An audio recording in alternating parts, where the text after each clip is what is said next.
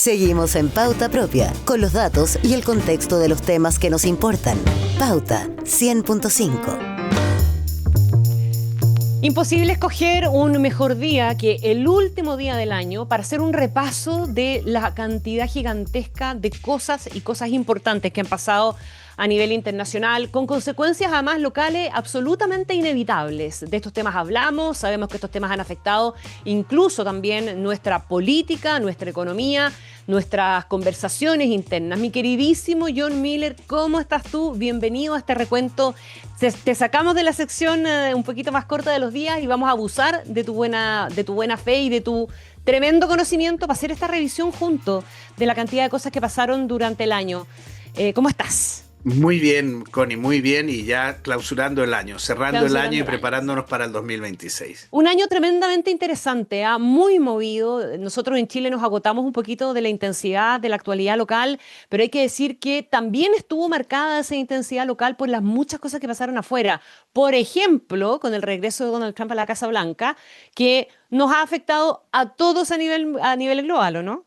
Sí, yo creo que nos ha afectado a todos y yo creo que es la gran noticia del año, la gran novedad del año, que es el inicio de este segundo mandato de Donald Trump, donde no, yo creo que no ha quedado títere con cabeza. O sea, la segunda llegada de Trump confirmó que Estados Unidos quiere dejar de ser el garante del orden global para convertirse en un actor transaccional, que solo se va a mover por el cambio o el beneficio que pueda obtener de la relación que quiera establecer. Y entonces, bueno, pues lo hemos visto en los aranceles, lo hemos visto en su política migratoria durísima, lo hemos visto en su política respecto del régimen venezolano y lo hemos visto también en su política hacia Oriente Medio y hacia Ucrania. Yo creo que son los escenarios más importantes junto con el enfrentamiento con China, todo siempre vehiculado a través de los aranceles. Y bueno, yo creo que en Chile ustedes lo han visto, hay más incertidumbre comercial, más presión geopolítica, mucho menos piloto automático en la política exterior americana. Exactamente, y además es muy impresionante, John, cómo el propio Donald Trump con su regreso cruza un montón de las muchas otras historias importantes o noticias importantes Así que es. han dado vuelta en el mundo. La guerra en Gaza, con todo el debate internacional, la presencia que ha tenido Trump activamente también para lograr la tregua, la guerra en Ucrania. Mira, hasta la elección del nuevo Papa toca en alguna Sí, medida al a propio Donald Trump y a Trump. Estados Unidos, ¿o no? Efectivamente. Y ahí de esos temas que has mencionado, yo creo que en el que más progresos hemos visto, más avance, ha sido en el de Gaza y Oriente Medio. Ujú. Esta guerra quebró el consenso moral que había en el mundo, la devastación en Gaza fue el conflicto más divisivo que hubo este año. Israel se ha desprestigiado moralmente de una manera enorme, pero ha ganado la guerra. No Mm. solo, no solo se ha desprestigiado por la violencia en Gaza, pero y por el doble estándar que ha surgido en el sistema internacional al respecto. Pero sin duda que hoy Israel, en la gran potencia militar que manda en Oriente Medio, ha derrotado prácticamente a Irán con su política militar y ha derrotado a los proxies de Irán, que eran Siria, el régimen sirio ha caído, y Hezbollah en el Líbano y Hamas. Hoy, como nunca antes, Israel mm, campea por encima de todos los demás países en Oriente Medio. Y fíjate que es posible que haya países como Rusia que sientan que se apresuraron a la hora de dejar de apoyar a Assad y pedirle al régimen sirio, al dictador sirio, que se retirara y que se fuera a vivir a Moscú un exilio dorado. A lo mejor fue prematura esa decisión, piensan, podía haber resistido más, Mm. pero el hecho es que hay un nuevo régimen en Siria y no solo hay un nuevo régimen, hay un régimen encabezado por el que hace 2 años era un terrorista internacional acusado por Estados Unidos y que ahora es recibido en la Casa Blanca por Donald Trump, precisamente, que está apostando y poniéndole fichas en su número a este nuevo líder sirio. John, me gustaría profundizar un poquito más en ese concepto de la fractura del consenso moral internacional, porque probablemente ese es el gran quiebre que se Claro. provoca a nivel de la política internacional, ¿no? Por el debate que se abrió. ¿A qué te refieres exactamente con esa fractura? Bueno, me refiero a que, por ejemplo, o sea, la violencia que se ha ejercido en Gaza provocó que mucha gente que antes apoyaba a Israel o que incluso defendía a Israel en sus confrontaciones, poniendo en primer lugar que esa reivindicación de los países árabes de destruir a Israel era injusta, bueno, pues ha ido cambiando con el Mm, tiempo. O sea, ujú. efectivamente, ese sentimiento de apoyo a Israel se ha debilitado, Perdió adhesión. sí, perdió adhesión notablemente y sobre todo surgió como un doble estándar, porque la crítica que hacen países como España precisamente, o como el gobierno español, o como el gobierno irlandés, es nosotros hemos estado contra el que ejerce la violencia en Ucrania, ¿por qué no vamos a estarlo en Gaza? Claro, esto omite la barbaridad que cometió Hamás, el famoso 7 de octubre, cuando atacó el Mm. sur de Israel y provocó la muerte de más de 1 millar de personas. Pero lo que pasa es que ese evento ha quedado absolutamente oscurecido por la mortandad, la Claro. matanza que se produjo en Gaza. Claro, y ha sido difícil para muchos justificar eso, ¿ah? Yo no acepto bajo ninguna circunstancia y voy a condenar eternamente lo que pasó, el ataque de Hamas, pero no me pidan, ¿ah? Que apoye a rajatabla Claro, lo que el gobierno de Israel haga. ¿Ah? eso es. Y se ha profundizado mucho el marcar la diferencia entre el apoyo al pueblo de Israel y al gobierno de Israel. Bueno, y esto desgraciadamente es una conversación en la que se mezclan muchos elementos, porque Mm. los defensores de Netanyahu hablan automáticamente de antisemitismo cuando alguien Claro. empieza a criticar sus políticas. Ujú. Y incluso hemos visto cómo cómo el argumento incluso fluye hasta la matanza que se ha producido en Australia este mismo mes, Mm. donde en la Hanukkah, en esta fiesta israelí, pues dos musulmanes han atentado contra la multitud que estaba en la playa de Bondi Beach. Y ahí Netanyahu ha acusado al gobierno de Australia de no haber sido lo suficientemente enérgico. Pero claro, es un argumento muy tramposo. Tú criticas al gobierno australiano por haberte criticado por lo que estabas haciendo en Gaza, pero extender eso o hacer cómplice al gobierno australiano de los terroristas me Es pasarse parece, varios pueblos, ¿no? sí, me parece Es sacar los pasarse pies del varios tiesto. pueblos, es pasarse varios pueblos. Estamos viendo cómo la figura de Trump cruza al menos tres o cuatro de los grandes temas que hicieron noticia durante el año. La guerra en Ucrania es uno también, ¿verdad? Completamente en desarrollo, conflicto largo, negociaciones que han ido y han venido en definitiva y un desgaste importante. Vamos a seguir hablando de la guerra en Ucrania probablemente por un rato largo, con alguna diferencia o con énfasis distintos probablemente, John, de lo que hablamos durante todo el año. Sí, aunque esta semana ha habido novedades sobre un eventual proceso de paz, es verdad, la verdad es que el conflicto ucraniano ha entrado en una fase de desgaste estructural. Sí. Ya no estamos hablando de grandes conquistas territoriales, y menos épica, mucho más destrucción y negociaciones sin resultados decisivos. Lo que vemos es casi la guerra de trincheras de la Primera Guerra Mundial, una guerra que está paralizada o donde con poco movimiento, donde, bueno, pues donde parece que hubiera unas tablas en las que ninguno de los dos rivales quiere darse cuenta de que hay un empate. Y deshacer ese empate es la tarea a la que se ha propuesto Donald Trump, provocando una serie de perturbaciones en el mundo, en las alianzas occidentales, porque Ujú. Trump ha aparecido como mucho más amistoso hacia Vladimir Putin y Que hace mucho más silencio. comprensivo con Mm. las posiciones rusas que lo que habitualmente la OTAN solía hacer.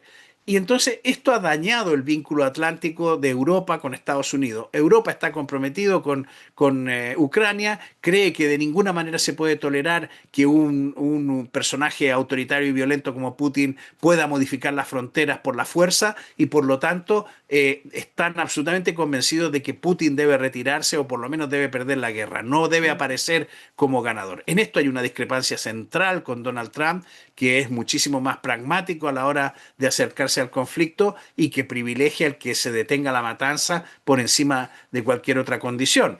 tenga que entregar territorio a Ucrania, tenga que irse Zelensky, tengan que haber elecciones y a lo mejor ganar un candidato prorruso. En definitiva, a Trump eso le interesa bien poco, lo que quiere es apuntarse, porque además hemos entrado en esta dinámica en la que él quiere pacificar el planeta, aunque sea por las bravas, porque está obsesionado con conseguir el Premio Nobel de la Paz. La elección del nuevo Papa, la muerte de Francisco y la llegada de León XIV fue un tremendo tema. En ese momento hablamos mucho, se hizo mucha proyección, se habló de que podía ser considerado un Papa que pudiese morigerar un poquitito a Trump, entre otras cosas porque es bastante gringo el Papa, Sí. aunque vivió mucho tiempo en el Perú, etcétera, pero además escribió en su momento y dijo en su momento también estando en Estados Unidos cosas que podían considerarse una suerte de contrapeso para la figura de Donald Trump. Pero dejamos un poco de hablar de él. Dejamos un poco de hablar de él, Mm. pues bueno, yo creo que él se ha retirado un poco Sí. del foco de atención, no tiene la capacidad que tenía Bergoglio de generar una atención mediática permanente, pero hablamos de un papa que a mí me parece muy interesante. Es un papa americano. Es norteamericano porque nació en Norteamérica, No aunque sus sabía eso. raíces familiares están en el Caribe, pero es un papa que ha vivido y que ha hecho su apostolado en Sudamérica, en Perú, y entonces es un papa que habla castellano y que nos entiende perfectamente. Es un papa que ha estado, que conoce muy bien las iglesias sudamericanas, la iglesia argentina, la chilena, la de Perú.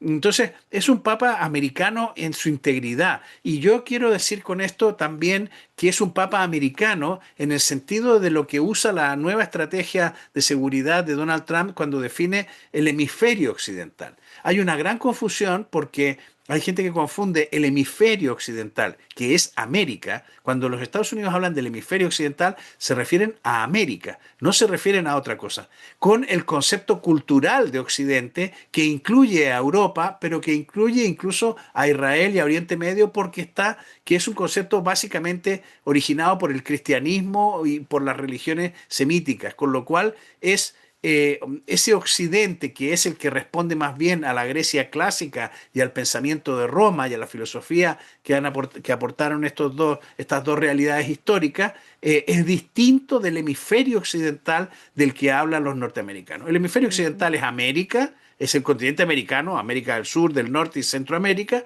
mientras que Occidente cultural es también Europa, por supuesto, es Grecia, la Grecia clásica y todo lo que incluso podríamos hablar de Asia Menor que enriqueció eso. Este papa procede de ese mundo del hemisferio occidental. Él es americano, ha estado Claro. en el norte, en el sur y en el Caribe, con lo cual es muy americano, es muy Western Hemisphere, como dicen los americanos. Ajá, Ahora, ajá. yo creo que él busca gestos menos políticos y mucho más institucionales, y eso lo hemos ido viendo incluso con la recuperación de algunas tradiciones en la forma en que él escenifica pues, los rituales de la iglesia, ¿no? Ujú.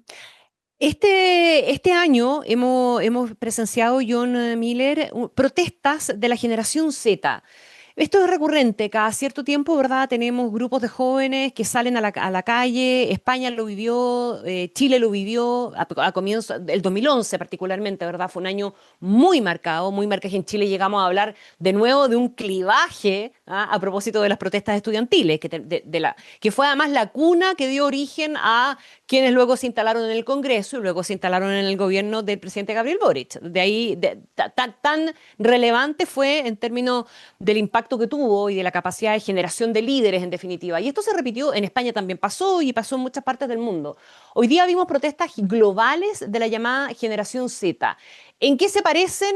¿Qué tan marcadoras o qué tan estructurales puede ser el impacto que generen? ¿Se parecen en algo a esos movimientos generacionales que tuvimos y que sí que fueron efectivamente muy potentes al punto que llegaron al gobierno después? Yo creo que todavía este es un concepto por confirmar, este de las Ajá. protestas de la generación Z, porque efectivamente tú estabas citando lo que pasó en 2011, donde básicamente las revueltas en los países árabes, la primavera árabe que se Claro. llamó, la caída del régimen de Mubarak en Egipto, el 15M en España, lo que pasó en Chile, y efectivamente en aquella época, sobre todo por el hecho de que cayera el régimen egipcio, hizo pensar a muchos, les hizo relacionar las sequías con el Nilo, con las revoluciones revoluciones que había en Egipto, que es una correlación histórica muy conocida desde hace mucho tiempo por los historiadores británicos, ¿no? En cambio, el tema de la generación Z, yo no sé si ha habido más voluntariedad periodística por buscar un nombre acertado, un nombre atractivo, que pudiera, un titular que pudiera englobar los fenómenos, que realmente una generación Z esté detrás de estas revueltas, ¿no? Han sido manifestaciones en África, en Asia, en América Latina, donde se ha atribuido a la generación Z este protagonismo. Ellos protestarían contra la desigualdad, la corrupción, las guerras, la falta de futuro. Y aquí hay un elemento importante porque efectivamente hoy los jóvenes en el mundo, las generaciones más jóvenes que son los Z, pero también los millennials que ya son adultos Tan plenamente. grandecitos ya, pues. Sí, están bastante grandecitos, pero la parte de abajo de los millennials tiene 30 años, pero ya son maduros y están en el mundo adulto operando. El mensaje que realmente traen estas generaciones es que la igualdad o la equidad intergeneracional se ha roto en el mundo. Y se ha roto desde un punto de vista muy sencillo. Yo no voy a vivir mejor que mis padres.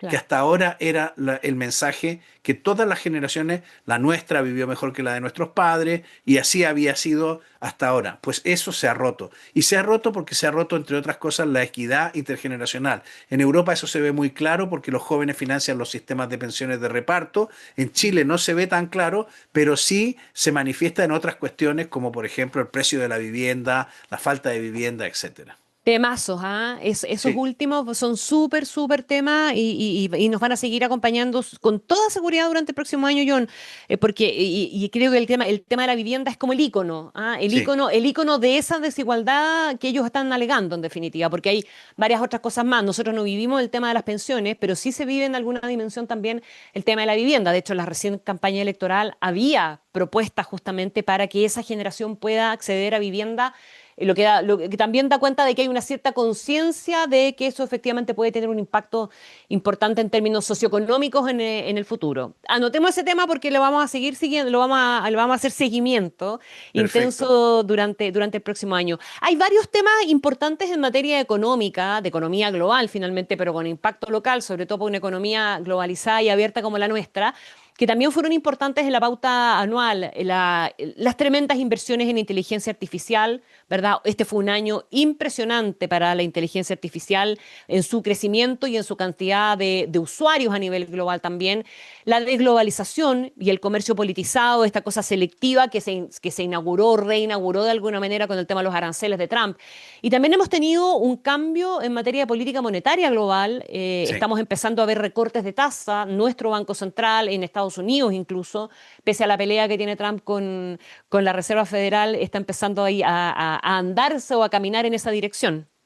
Sí, han mencionado tres temas. Yo quiero coger uno para profundizar, que es Ajá. el de la inteligencia artificial, porque hasta ahora Me la gran encanta. duda es, ¿hay una burbuja en la inteligencia artificial? Y Seguro que entonces, sí, po. claro, todo indica que sí, por los precios, porque los precios se han disparado, porque las cotizaciones de las empresas que participan de la inteligencia artificial están disparadas, etcétera. Entonces, yo he preguntado a muchos expertos si es una burbuja, ¿por qué nos hace quedar mal y no pincha? Y entonces, uno de ellos, Tano Santos, un profesor de la Universidad de Columbia que ha investigado los mercados durante 30 años, me explicaba lo siguiente. Me dice, mira, efectivamente, cuando tú dices hay una burbuja en tal sector, puede ocurrir que es mal durante muchos años, porque la Ajá. burbuja tarda en pinchar. Por ejemplo, la burbuja inmobiliaria española, él me decía, yo la vaticiné el año 2003, pero la burbuja no pinchó hasta 2008. Entonces, Mm. 2004, 2005, 2006, toda la gente me miraba y decía, oye, ¿la burbuja cuándo va a pinchar? Y no pinchó, pero pinchó en 2008, o sea, terminó pinchando. Otras burbujas, la .com, por ejemplo, o la burbuja o la crisis asiática, fueron fruto de burbujas que explotaron mucho más rápido. Pero porque la .com al final era una burbuja de gente que simplemente le estaba poniendo el apellido .com a sus empresas, con lo cual no había ahí detrás nada más que probablemente un informático con un computador que estaban generando páginas web y que así, dándole la apariencia de empresas avanzadas a empresas que eran totalmente analógicas y que empezaban a reconvertirse. ¿Qué es lo que me explicaba este experto? que la burbuja, que la burbuja de la IA, de la Mm. inteligencia artificial, tiene una componente inmobiliaria que no es fácil de percibir. Pero toda esta construcción, estas inversiones en centros de datos, todo lo que hay en plataformas energéticas para suministrar a esos centros de datos, son inversiones multimillonarias.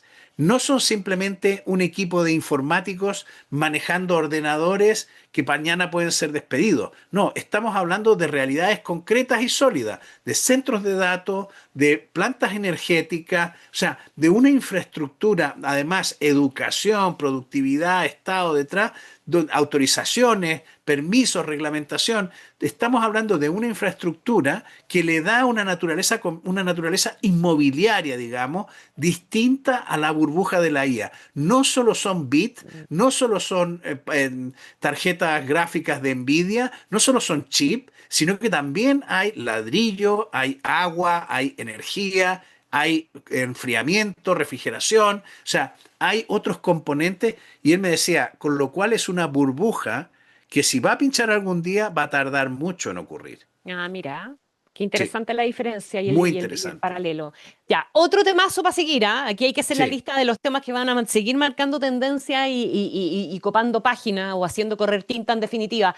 Me gustaría, nos quedan pocos minutos, ¿ah? Pero hay un par de cosas que me parecen súper importantes que quedan y que de nuevo van a seguir marcando la política porque parecieran ser problemas más bien estructurales. Uno es la crisis del multilateralismo y el debilitamiento de las instituciones globales, y esto lo estamos viendo, el tema de las instituciones, la desconfianza y sus debilidades, también es un tema que nos cruza a todos los países en muchos ámbitos, pero eso sumado a la fatiga de de la democracia, los cuestionamientos a la democracia liberal, la normalización del populismo, el avance de las ultraderechas, todo cruzado además con las redes sociales, la cosa de la instantaneidad. Estamos en un momento político muy particular. No, no quiero caer en la lógica de si es clivaje o no es clivaje, si esto es un antes o un después, si esto llega para quedarse o no, pero es muy generalizado y por lo tanto merece toda la atención, ¿o no?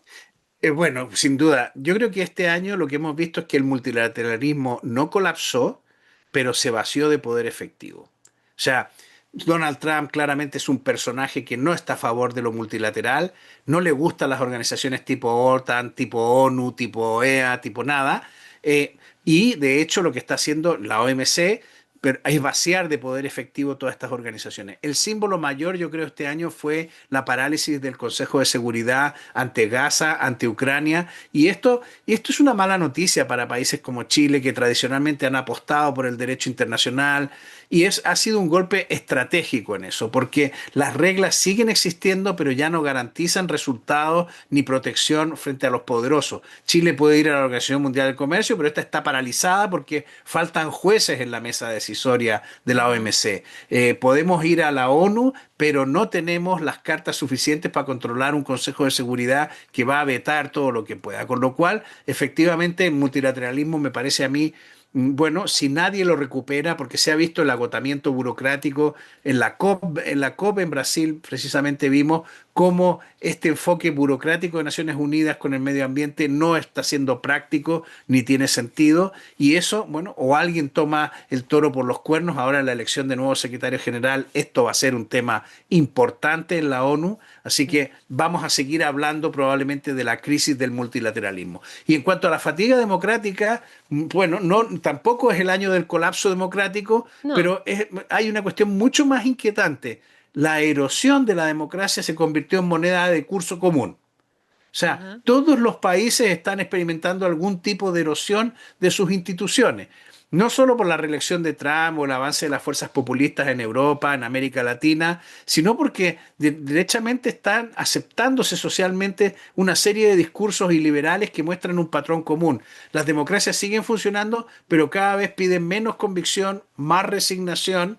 O sea, ahí hay síntomas que definen el año. Electores cansados, que votan más por castigo que por proyecto, instituciones bajo ataque constante, sin escándalos, pero con pero erosionándose, liderazgos que prometen orden, no deliberación, con lo cual yo creo que hay un cambio de signo en el tiempo. En Chile también este fenómeno se ha vivido como un espejo, desconfianza grande en los partidos políticos, en el Congreso, la atracción por soluciones simples a complejos problemas y una ciudadanía que está pidiendo resultados, aunque eso implique tener que aceptar pérdida de libertad. Exactamente, exactamente. Es bien especial cómo afecta al mundo, a todo el mundo esto, ¿ah? Y si uno tratara de buscar un factor común, John, y que es dramático, pero es así, es el tema migratorio. Sí. El tema migratorio, Mm, bueno, en Chile la actitud hacia la migración cambió completamente. Se ha consolidado este año una tendencia muy inquietante. La migración ha dejado de ser un fenómeno coyuntural y ha pasado a ser ujú, estructural en todas exacto. partes del mundo. Y en Chile ha tenido una consecuencia muy concreta y es que ya no podemos cantar con orgullo esa frase del himno del asilo contra la opresión. No es Chile un país abierto a los cuatro vientos o un país que podríamos decir de inmigrantes y ha empezado a ser un país donde efectivamente el inmigrante despierta rechazo, despierta actitudes xenófobas y bueno, pues este es el material social con el que hay que lidiar porque efectivamente el país recibió una cantidad de inmigrantes, bueno, pues que ha provocado una reacción natural. Exactamente. Mi queridísimo John Miller, muchísimas gracias. Viste que nos quedaron varias tareas para el año que parte mañana. Mañana nomás. ¿Ah? Eso es, Eso, te mando un abrazo enorme. Bueno, nos daremos el abrazo como corresponde. No sé si es buena eso. suerte o mala suerte dársela a todos los buenos deseos del año nuevo con anticipación. Así que obligados a hablar a partir de mañana de nuevo. Que tengamos un feliz Es 2026. tal cual. Un abrazo grande, Jonah. Que estés muy bien.